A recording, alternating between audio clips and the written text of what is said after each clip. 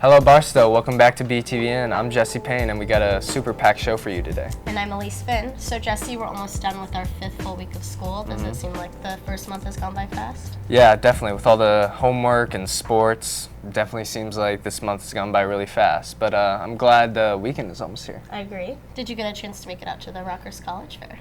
Totally. For those of you who didn't know, Tuesday night was the college fair at Rockers High School. Many colleges visited and took the time to inform parents and students about academic programs, campus locations, and much more. That's right. I saw a lot of Barstow students at the event, and the reps were really helpful at answering all my questions, and I definitely feel a little less stressed about finding the college of my dreams. Barstow's first grade class recently went on a field trip to Powell Garden. Let's check in with Sage to tell us a little bit more about their adventure. The first grade learned about insects, their body parts, and important jobs they have, including pollinators, soil workers, bug hunters, and janitors. The kids touched a live scorpion and ate mealworm cream cheese dip. They learned that honey is really bee vomit, and spiders like to hide in clothes on the floor, so we should keep our rooms clean. And finally, they took a nature walk and saw dinosaurs, butterflies, bees, as well as many different kinds of plants and pirate shipwreck on Skeleton Island. All in all, it was a great day to be a first grader. Back to you, Elise. Thank you, Sage. Well, it looks like the first graders enjoyed their time. Definitely. You know, I've noticed around the school that we've lacked a lot of class, Like each class has lacked a lot of class. I just feel like we need something to bring that class back, Well, lucky for you, Austin Zollers is here to make our lives a little classier with some important news. Perfect.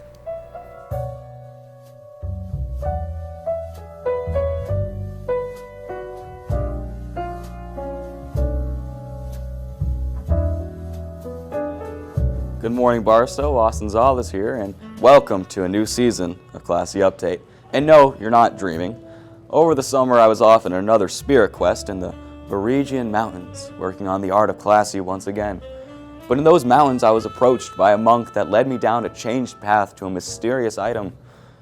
Do you need an artisan-crafted butter for all your margarine needs? Have you ever been frustrated looking for a fat-based spread at the grocery store? Introducing today's sponsor, Land O'Lakes Butter, used by yours truly. Land O'Lakes Butter is the classiest butter around and are our proud sponsors of this Classy Update episode. Furthermore, I'd like to open up that sponsorship to any company willing. Moving on, this past week, Apple announced the new iPhone. Let's take a look at that quick recap. Apple EarPods are the most popular headphones in the world. And with iPhone 7 and 7 Plus, we're moving to connecting them over Lightning. Now we know there are people in the world who do have some analog, old, connected devices out there. So we've also made this. And we're going to include that in the box with every iPhone 7 and 7 Plus as well. So Apple removed the headphone jack, something I personally thought was an actual necessity on a smartphone, like a camera or screen. But nonetheless, they did it because they're Apple. They also are shipping a small adapter with the phone that will, let's face it, get lost 10 minutes after you open up your ridiculously expensive iPhone, which means you can't listen to the hottest new tracks out there like Beethoven's Symphony No. 9 or the album Blonde by Frank Ocean. So I put together a quick list of features Apple could use in their next iPhone to make up for their grave mistake. Number 1, remove the phone portion entirely. In the modern fast-paced age of 2016, no one has time for talking on the phone. Now, it may seem odd at first, but once you think inside the mindset of Apple, it totally makes sense. Just like the headphone jack, voice calling has been around for 100 years.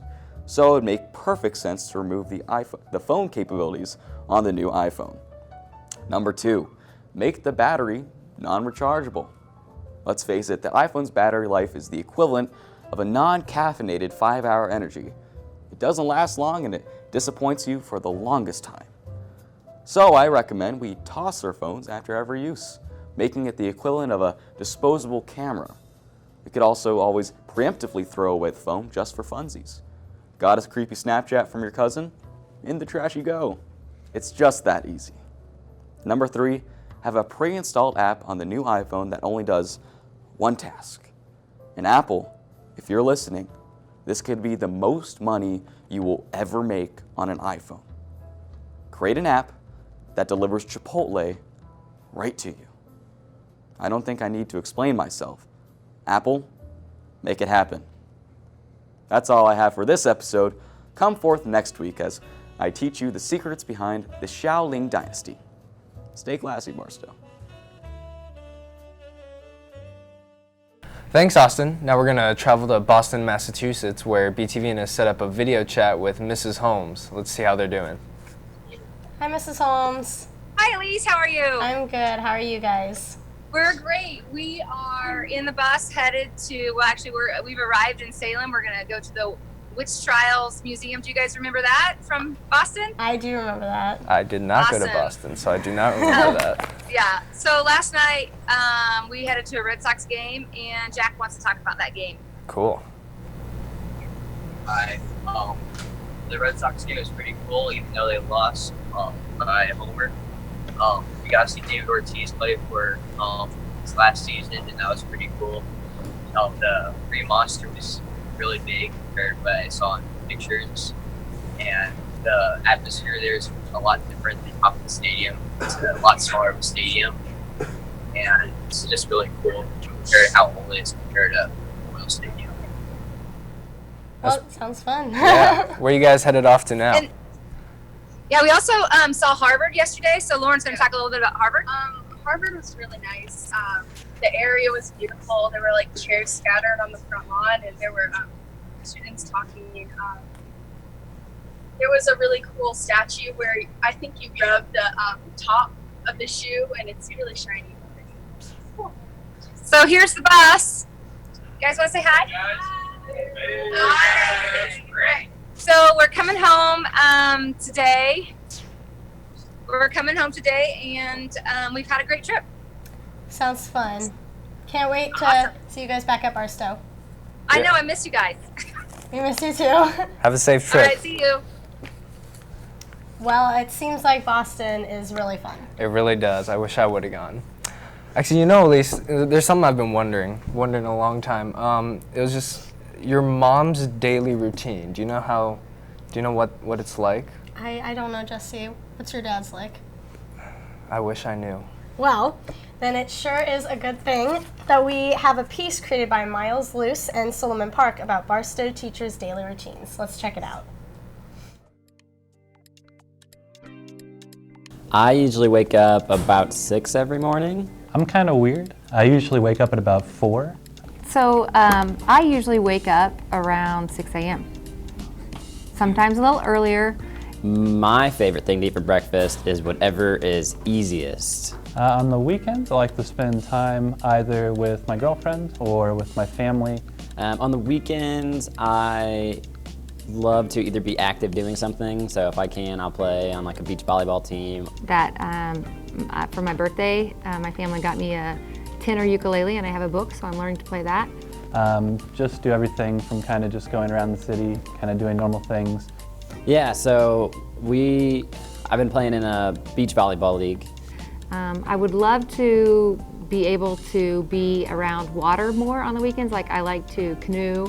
It's kind of cool when you see the city come to life and realize there's all this rich history to Kansas City. And then I actually played with Mr. Cunningham hockey for years. We play on Sunday nights, which is how he ended up finding Barstow in the first place. So that's super fun. I enjoy doing that. I've tried to water ski lots of times, but I've never gotten all the way.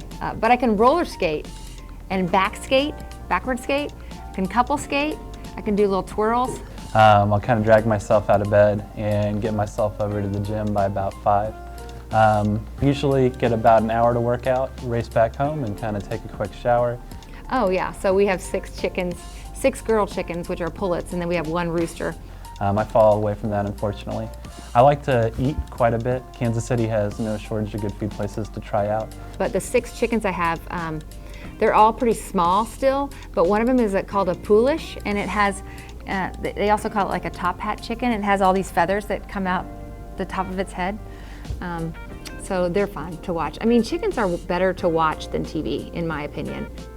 We used to play up at Line Creek. Our team has fallen through, which is a bummer, but now we play out in Independence from time to time. I just sub on his team now? Because they're like little dinosaurs, the way that they move around and the way that they, if something's wiggling in the grass, they like all run to it.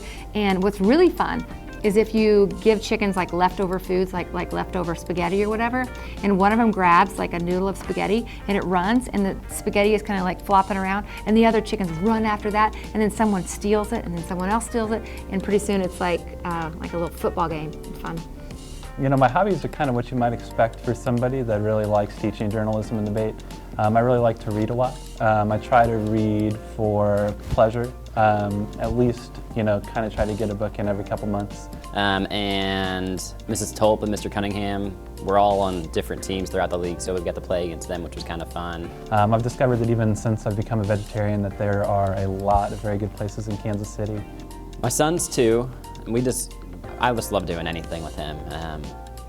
Just playing around the house, he's crazy. At that age, he just wants to run and be goofy all the time. And the rooster has survived several different chicken massacres, like opportunities where we had a fox or a coyote that killed a bunch of the chickens. So the rooster never sleeps in the chicken house at night anymore. So it doesn't really matter where we are, we're having fun doing it. He loves going to the park though. Anything that he can be active and just run. He looks at me and just goes, run, run, and then that's what we do. I just chase him around and it's a blast. For sure. I could roller skate.